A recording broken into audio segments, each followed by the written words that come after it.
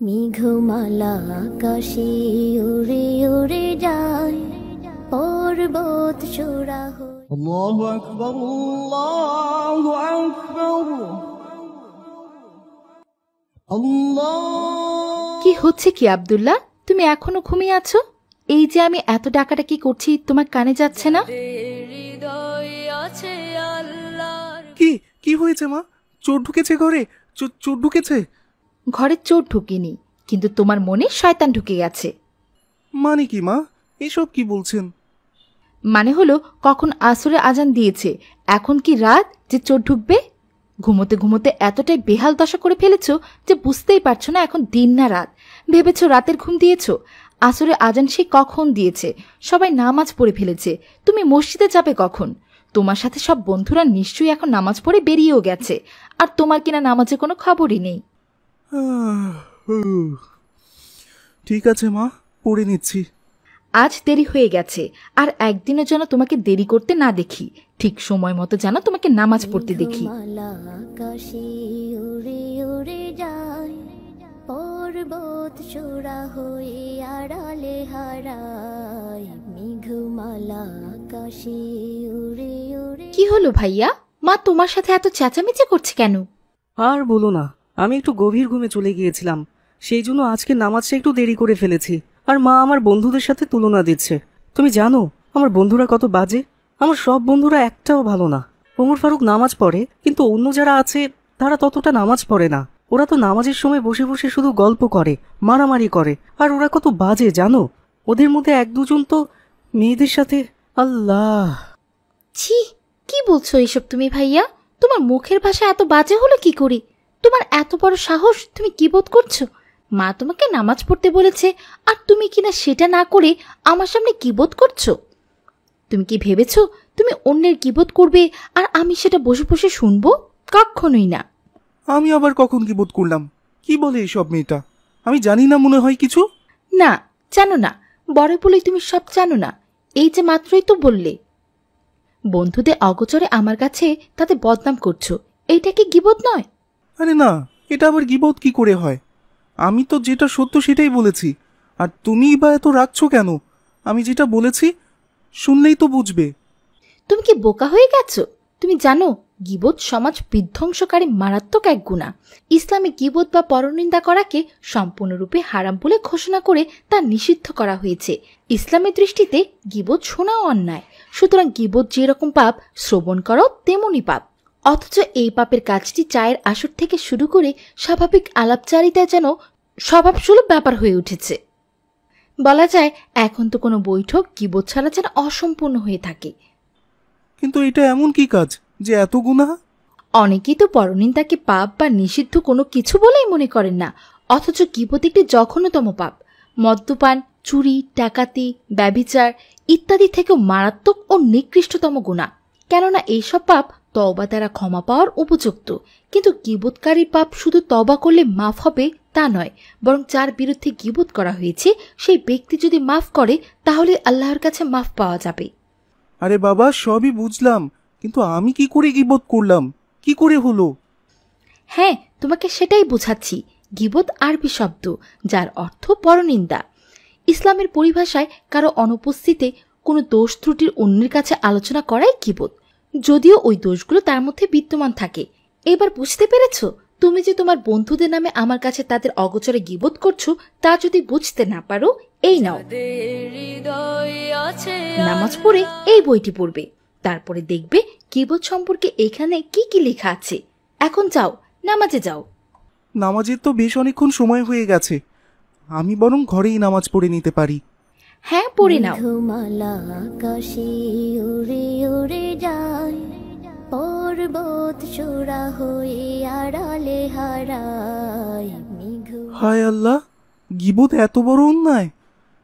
পবিত্র কোরআন শরীফ ও হাদিস শরীফে গীবত সম্পর্কে কঠোর ভাষায় হুঁশিয়ার করে দেওয়া হয়েছে বারবার। নবী করিম সাল্লাল্লাহু আলাইহি ওয়াসাল্লাম বলেছেন, তোমাদের কেউই কারো গীবত করবে না, গীবত করলে তোমরা ধ্বংস হবে। মহানবী সাল্লাল্লাহু আলাইহি ওয়াসাল্লাম আরও বলেন, তোমরা গীবত থেকে বেঁচে থাকো। অথচ আমরা তা জেনে কত গীবত করি। না না না, এখন থেকে আমি আর গীবত করব না। মেঘমালা আকাশে উড়ে উড়ে যায়, পর্বত চূড়া হয়ে আড়ালে। মা, আমি একটু বাইরে গেলাম। ঠিক আছে যাও, তবে সন্ধ্যার আগেই ঘরে ফিরে এসো। আচ্ছা ঠিক আছে। আজ যদি রোকেয়া আমাকে না বলতো, আমি তো জানতেই পারতাম না। না জেনে আমি কত বড় অন্যায় করতাম। কুরআন ও হাদিসে গীবতকে মৃত ভাইয়ের গোস্ত খাওয়ার সঙ্গে তুলনা করা হয়েছে। যেভাবে মৃত ব্যক্তির গোস্ত কেটে ভক্ষণ করা হলে মৃত ব্যক্তির কোনো কষ্ট হয় না, তেমনি কারো গীবত করা হলে সে অনুপস্থিত থাকায় তারও কোনো কষ্ট হয় না। এইভাবে মৃত ব্যক্তির গোস্ত ভক্ষণ অত্যন্ত খারাপ ও নিকৃষ্ট কাজ, যা মানুষের রুচির বিরুদ্ধে। ঠিক গীবতও এরকম। অথচ আমরা বন্ধুরা মিলে একসাথে বসে কত গীবত করি। আমানতু বিল্লাহি ওয়া মালাইকাতিহি। আরে দাদি আর বইল না, ওই ম্যাডাম নিজেরা অনেক কিছু মনে করে, কিন্তু কেউ ওনারে দেখতেই পারে না, কারণ ম্যাডাম শুধু অতিরিক্ত বকর বকর করে আর মনে করে সে নিজে অনেক কিছু পারে। আর জানো, ম্যাডামের মাইয়াটাও ভালো না, ওই মাইয়াটাও তো কি কি আজে বাজে কাজ করে নাকি। ও, আমি সবই জানি, আমিও কি দেখতে পারিনি, এগুলো বড়ই খারাপ। মেঘমালা আকাশে উড়ে উড়ে যায়, পর্বত চূড়া হয়ে আড়ালে। এ কি দাদি, তোমরা গীবত করছো কেন? কে রে? ও তুই আব্দুল্লাহ, তোর আবার কি হলো? কিসের গীবত করতেছি? এই যে অন্যের অনুপস্থিতিতে বসে বসে যে বদনাম করছো। রূপা আন্টি, তুমি তো পড়ালেখা করেছো, দাদি না হয় কিছু জানে না, তুমি তো জানো তাই না? জেনেও কি করে? হ্যাঁ করতেছি, তাতে কি হয়েছে? সবাই তো সবার নামে সারাদিন এমন কত গীবতই করে, এইসব ছোটখাটো জিনিস ব্যাপার না। আর তুমি ছোট হয়ে উপদেশ দিতে আসছো? যাও তো কাজে, যাও তো বাপু। ছোট তো কি হয়েছে, সত্যিটা বলতে তো বড় ছোটর প্রশ্নই আসে না। আর কি হয়েছে মানে? তোমরা জানো না গীবত করলে কত ক্ষতি হয়? আজকে রোকেয়া আমাকে সব কিছু বলেছে, আর বইতেও আমি পড়েছি গীবতকারীর দোয়া কবুল হয় না, গীবতকারীর কোনো নেক আমল কবুল হয় না, আমল নামায় তার পাপ বৃদ্ধি হতে থাকে। হযরত ইবনে আব্বাস রাদিয়াল্লাহু তাআলা আনহু বলেছেন, যখন তুমি কারো দোষ বর্ণনা করতে ইচ্ছা করো, তখন নিজের দোষের কথা স্মরণ করো। যদি নিজের দোষ না দেখে শুধু অন্যের দোষই বর্ণনা করতে থাকো, তাহলে আখিরাতে আল্লাহ তোমার দোষ প্রকাশ করবেন। আরে এমন কত হাদিস আছে, মানুষকে সবকিছু মানে নাকি? তোমারই নিয়ত তোমার মায়ে দেখি সারাদিন সিল্লাসিলি করে, তুমি কি একেবারে ভালো মানুষ হয়ে গেছো? আল্লাহ দাদি, কি যে বলেন! আমি কি একবারও বলেছি যে আমি ভালো মানুষ? আমিও তো গুনাহ করি, কিন্তু যেটা কাউকে জানানো উচিত সেটা তো আমি জানাবই। আপনারা কি ভাবছেন গীবত করে ভালো কাজ করছেন? হযরত মুহাম্মদ সাল্লাল্লাহু আলাইহি ওয়াসাল্লাম বলেন, যারা গীবত করবে এরা ইহকালে যদিও ভালো ভালো নেক আমল করে, রোজা রাখে বা অন্যান্য ইবাদত করলেও এদের পুলসিরাত অতিক্রম করতে দেওয়া হবে না, বরং তাদেরও বলা হবে তোমরা গীবতের কাফফারা না দেয়া পর্যন্ত সামনে এগোতে পারবে না। অথচ পুলসিরাত অতিক্রম না করে কারো পক্ষেই জান্নাত যাওয়া সম্ভব নয়। তাই বোঝা গেল গীবতকারীরা জান্নাতে প্রবেশ করবে না। যাও তুমি যাও, এত জ্ঞান নিতে চাই না, যাও তো। এদের আর বুঝিয়ে লাভ নেই, যারা না বুঝার তারা কখনোই বুঝবে না। হে আল্লাহ, তুমি সবাইকে হেদায়েত দান করো। মেঘমালা আকাশে উড়ে উড়ে যায়, পর্বত চূড়া হয়ে আড়ালে হারায়। মেঘমালা আকাশে উড়ে উড়ে যায়। আসসালামু আলাইকুম, কেমন আছো তোমরা? ওয়ালাইকুম আসসালাম। আরে আব্দুল্লাহ যে, আসো আসো, এখন আমরা 3 বন্ধু মিলে আড্ডা দেব। এতক্ষণ দুজন মিলে আড্ডা দিতে ভালো লাগছিল না, ভালো হয়েছে তুমি চলে এসেছ। আচ্ছা তোমরা বসো, আমি একটু ভেতরে যাচ্ছি, তোমাদের জন্য কিছু নাস্তা পানির ব্যবস্থা করছি। মেঘমালা আকাশে উড়ে উড়ে যায়, পর্বত চূড়া। কি হলো বন্ধু, এত উকি ঝুঁকি দিচ্ছ কেন? কি হয়েছে? আরে দেখছি ওমর ঘরে গিয়েছে কিনা, গেলে তোমাকে একটা কথা বলবো। কি বলবে বলো, আর ওমর ফারুকের সামনে বললে কি সমস্যা? বলা যাবে না, ও ভেতরে আমাদের জন্য নাস্তা আনতে যাক। দরকার আছে বলার, ওর মা একটা বাজে মহিলা। অনেক আগে একবার আমরা এসেছিলাম, তখন তিনি খুব বাজে ব্যবহার করেছিলেন, আমাদেরকে কোনো নাস্তাও দেননি।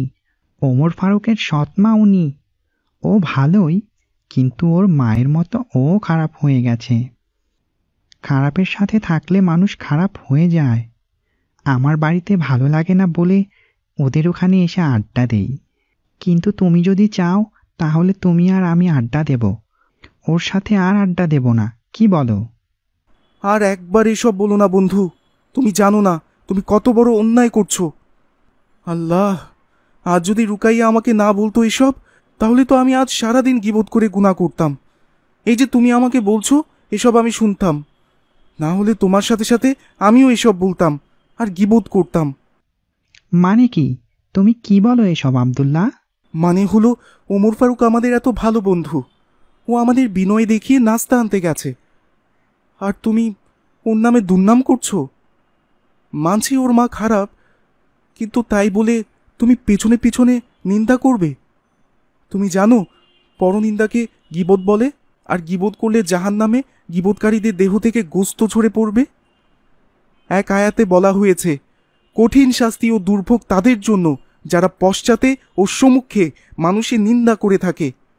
প্রিয় নবী সাল্লাল্লাহু আলাইহি ওয়াসাল্লাম বলেছেন, আগুন যত দ্রুত শুষ্ক কাঠকে জ্বালিয়ে পুড়িয়ে দেয়, গীবত তার চেয়ে অতি দ্রুত বান্দার নেক আমলগুলোকে ধ্বংস করে দেয়। হ্যাঁ, এটা আমি জানি। গীবত বা পরচর্চা নামাজ রোজা বাদ দেওয়ার চেয়েও নিকৃষ্টতম। গীবত বর্তমানে সামাজিক ব্যাধিতে পরিণত হয়েছে, কিন্তু জেনে শুনেও তো আমরা অনেক অন্যায় করে ফেলি, কারণ কিছু কথা বলতে না চাইলেও তো আমাদের বলতে হয়। আমাদের পুরোপুরি ধর্মীয় জ্ঞান না থাকার কারণে আমরা কতই না পরনিন্দা করে যাচ্ছি, আর এই পরনিন্দা চর্চার ফলে আমাদের মধ্যে প্রতিনিয়ত হিংসা, বিদ্বেষ, ঘৃণা সৃষ্টি হচ্ছে, ঝগড়া বিবাদ হচ্ছে, হানাহানি সহ বিভিন্ন ফিতনা ফাসাদ হচ্ছে। এর মাধ্যমে পরস্পরের আত্মবিশ্বাস ও সহমর্মিতা বিলুপ্ত হয়ে যাচ্ছে, শত্রুতা বৃদ্ধি পাচ্ছে। মেঘমালা আকাশে উড়ে উড়ে যায়, পর্বত চূড়া দুঃখিত বন্ধুরা, আমি তোমাদের কথা না চাইতেও শুনে ফেলেছি। আমি বুঝতে পেরেছি তোমরা আমাকে নিয়ে কথা বলছো। নিশ্চয়ই আমার মায়ের কথা বলছো। আসলে আমার মায়ের কথা সবাই বলে, কি করব বলো? আমি তাকে মা হিসেবে অনেক ভালোবাসি। তিনি যাই করেন না কেন আমি জানি একদিন তিনি আমাকে ঠিক ভালোবাসবেন। তাই তোমরা দয়া করে আমার মাকে নিয়ে পরনিন্দা করো না, আমি কষ্ট পাব। তিনি যেমনই হোক না কেন, তিনি আমার মা। ওমর, ওসব মাথা থেকে সরাও। তোমাকে ছোট্ট একটা ঘটনা শোনাই, তাহলে তুমি বুঝতে পারবে গীবত করার পরিণাম। গীবত কবিরা গুনার অন্তর্ভুক্ত। গীবতের পাপ সুদ অপেক্ষা বড়, বরং হাদিসে গীবতকে বড় সুদ বলা হয়েছে। রাসূলুল্লাহ সাল্লাল্লাহু আলাইহি ওয়াসাল্লামের নিকটে আয়েশা রাদিয়াল্লাহু তাআলা আনহু সাফিয়া রাদিয়াল্লাহু তাআলা আনহুয়ের সমালোচনা করতে গিয়ে বলেন, হে আল্লাহর রাসূল সাল্লাল্লাহু আলাইহি ওয়াসাল্লাম, আপনার জন্য সাফিয়ার এরকম এরকম হওয়াই যথেষ্ট। এর দ্বারা তিনি সাফিয়ার বেটে সাইজ বোঝাতে চেয়েছিলেন। নবী করিম সাল্লাল্লাহু আলাইহি ওয়াসাল্লাম বলেন, হে আয়েশা, তুমি এমন কথা বললে? যদি তা সাগরের পানির সঙ্গে মিশানো যেত তবে তা সাগরের রঙকে বদলে দিত। আল্লাহ, তুমি না বললে তো এসব জানতামই না। কি বলো? আমি তো কখনো এসব পড়িনি। তোমার ওই বইটা কি আমাকে দেবে, যেটা রুকাইয়া তোমাকে দিয়েছিল? হ্যাঁ, অবশ্যই দেব। তোমাকে আরেকটা কাহিনী শোনাই। গীবত কবরের শাস্তি ভোগের অন্যতম কারণ।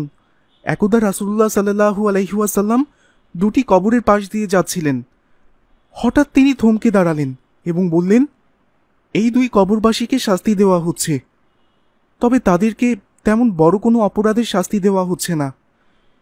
এদের একজনকে শাস্তি দেওয়া হচ্ছে চুগলখড়ি করার কারণে এবং অন্যজনকে শাস্তি দেওয়া হচ্ছে পেশাবের ব্যাপারে অসতর্কতার কারণে। অপর হাদিসে চুগলখড়ির পরিবর্তে গীবত করার কথা উল্লেখ রয়েছে।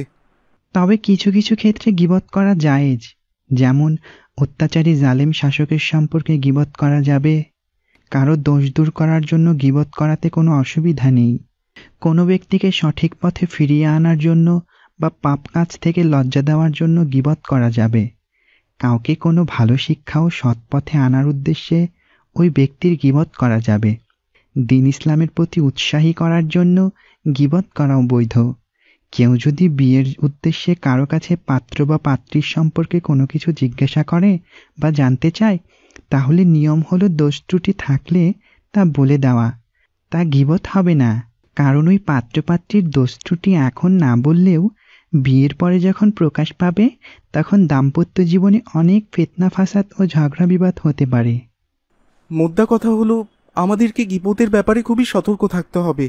একে অপরের দোষ ত্রুটি আলোচনা না করে নিজের দোষ ত্রুটি খুঁজে তার সংশোধন করার চেষ্টা করতে হবে। আল্লাহ তাআলা সবাইকে পরনিন্দা থেকে বেঁচে থাকার তৌফিক দান করুক, আমিন। তোমাকে অনেক ধন্যবাদ আব্দুল্লাহ। আমাকে যদি এসব না বোঝাতে তাহলে আমি জানতামই না। ওমর ফারুক, তোমাকে অনেক ধন্যবাদ। আমি এতদিন মনে মনে ভেবে এসেছি আমি বোধহয় তোমাদের থেকে অনেক বেশি কিছু জানি, কিন্তু আজ বুঝলাম আমরা সবাই সব কিছু জানি না। তোমরা দুইজন আমাকে যদি আজ এসব কথা না বলতে তাহলে আমি না জেনে শুনে কত অন্যায় করতাম, আর আমার মনে কত হিংসার জন্ম হতো। একসময় এসবের কারণে ঝগড়াঝাটি হতো। আব্দুল্লাহ অনেক ভালো, ও আমার গীবতকে প্রশ্রয় দেয়নি। আমাকে না, আব্দুল্লাহকে ধন্যবাদ দাও। আব্দুল্লাহ তোমার চোখ খুলে দিয়েছে। আমাদের উচিত কখনোই কারো নিন্দা না করা। পৃথিবীর সবচেয়ে বড় ধন্যবাদ আমার বোন রুকাইয়াকে।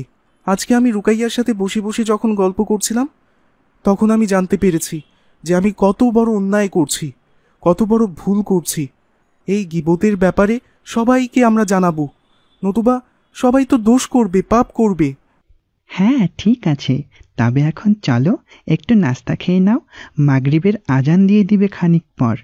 আমরা সবাই একসাথে নামাজ পড়ি, কি বলো? হ্যাঁ অবশ্যই অবশ্যই, আগে নাস্তাটা করি। হ্যাঁ, নাস্তা কিন্তু আবার মন্দ বলো না। হ্যাঁ, না না, আর না ভাই, এসো। হ্যাঁ অবশ্যই অবশ্যই। মেঘমালা আকাশে উড়ে উড়ে যায়।